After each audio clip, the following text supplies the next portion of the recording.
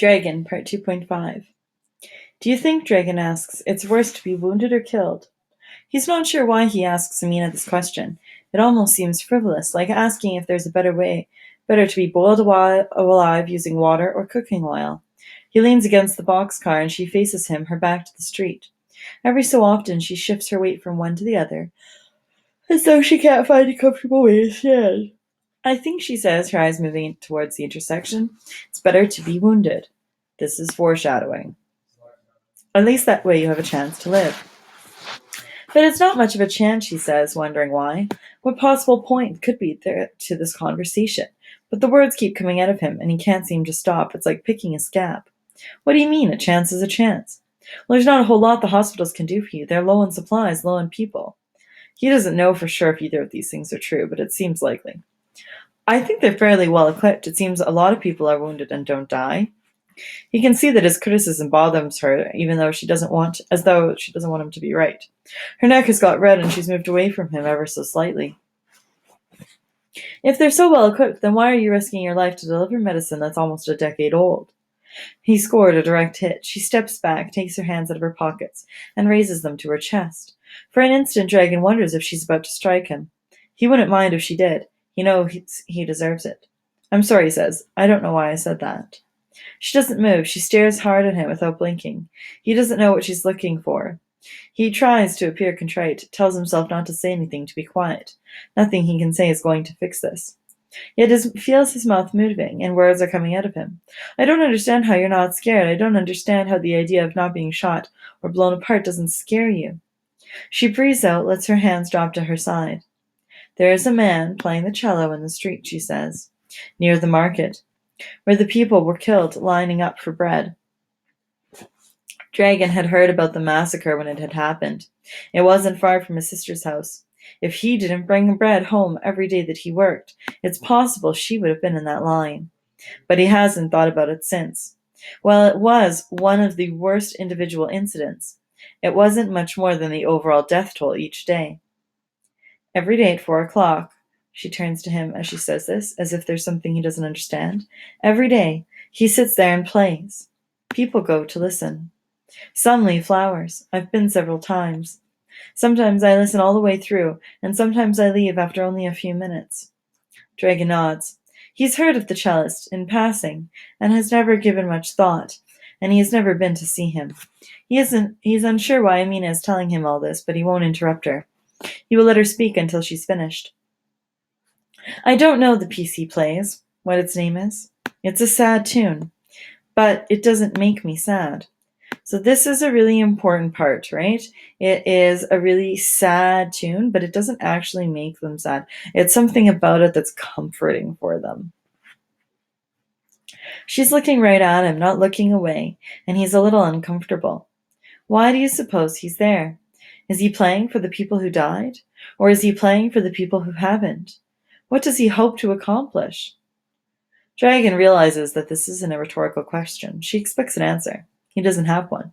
He has no idea what would possess a person to do such a thing. Who's he playing for? She asks again, and suddenly Dragan thinks he knows.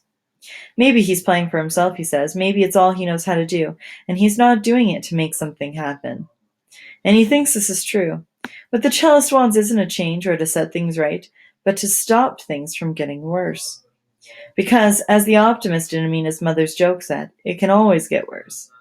But perhaps the only thing that will stop it from getting worse is people doing things they know how to do. So this is really good to point. It's the one thing that the cellist can do. It's not maybe the fact that he is an amazing fighter, right? He only knows how to do one thing. His answer appears to have satisfied Amina, or at least intrigued her. She leans back against the boxcar. After a while, she says, Jovan says he's crazy. He says it's an act of futility, that he's going to get himself killed. Dragan considers this. Jovan's a fool, he says. He doesn't look at Amina, stares straight ahead. I know, she says.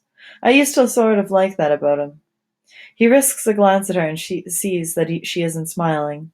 I'm afraid, Dragan. I'm afraid of everything. Of dying, of not dying. I'm afraid that it will stay like this forever, that this war isn't a war, but just how life will be. Dragan nods. The fight has gone out of him, too. Me too, he says. Everything. She takes a step forward, turns, and stands beside him.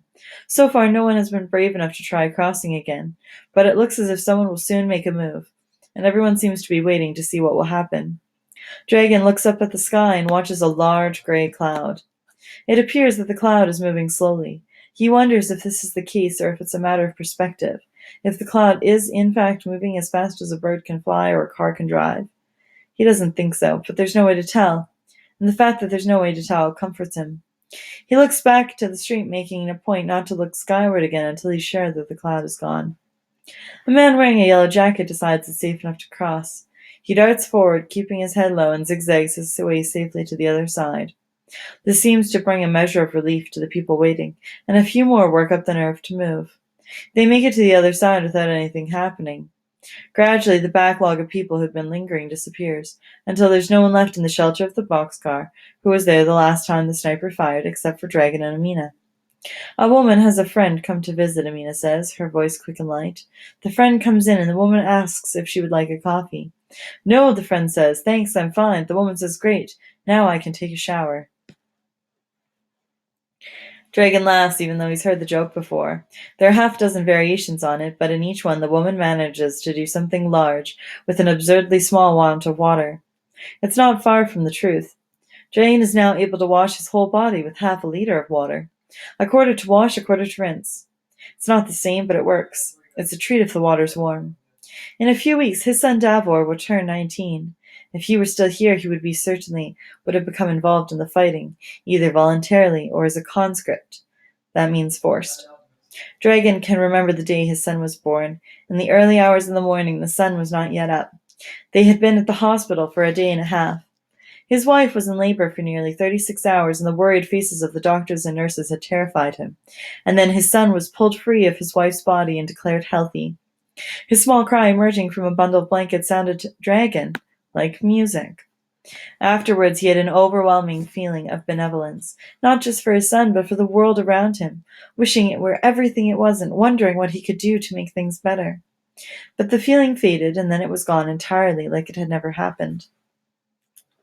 Dragan still wanted the best for his son, and he still wanted the world to be different, but he never really thought about how he could accomplish this, what possible effect his actions could have. Now he often wonders whether there was anything he did or didn't do that played some small part in his city's disintegration. He wonders what would have happened if the men on the hills and the men in the city had in their hearts just a tiny fraction of benevolence felt for and known by a small child. Approaching from the east, about 20 meters away, is a small black dog. This is a symbol. It has its nose to the ground, its tail low, and it moves with a determined gait. The dog doesn't stop to smell any particular spot or greet any people as they pass. Dragan finds himself watching it getting closer and closer, and when he looks at Amina, she sees that she's doing the same. The dog passes by them close enough to touch, but doesn't acknowledge their existence. No one else on the street seems to have noticed it. Why should they? The city is full of stray dogs. There's nothing special about this one. If that is so, he thinks, then why are Amina and I both watching it? It's because of the singularity of the dog's intent. This dog has somewhere to go. He reaches the intersection and enters it without hesitation. He wonders if it knows that there's a man with a gun on the hills. As if to answer his question, the dog lifts its nose from the ground, turns its head to the left, and glances up into the hills. This makes Dragan believe that the dog knows what's going on. It may even know where the sniper is. Perhaps the dog can smell a bullet's path, trace its trajectory back to the source. The dog could very well know which window or rooftop the sniper shoots from. Has anyone tested this? Do we know for sure what a dog can and can't smell? Dragan wonders if a sniper would shoot a dog. Would he waste a bullet and risk revealing his position to a counter-sniper? If the men on the hills will not shoot at a dog, but they will shoot at us, this must mean that they consider us different. But the question is whether we are better or worse. Do they recognize more of themselves in a dog or in a human? The dog is nearly across the intersection now, its nose to the ground. It reaches the other side, and then, unexpectedly, it stops, turns around, and looks back.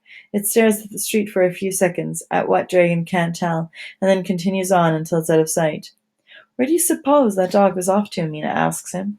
He turns to her, sees she's smiling. I have no idea. I wonder what urgent task a dog would have to make it move so deliberately.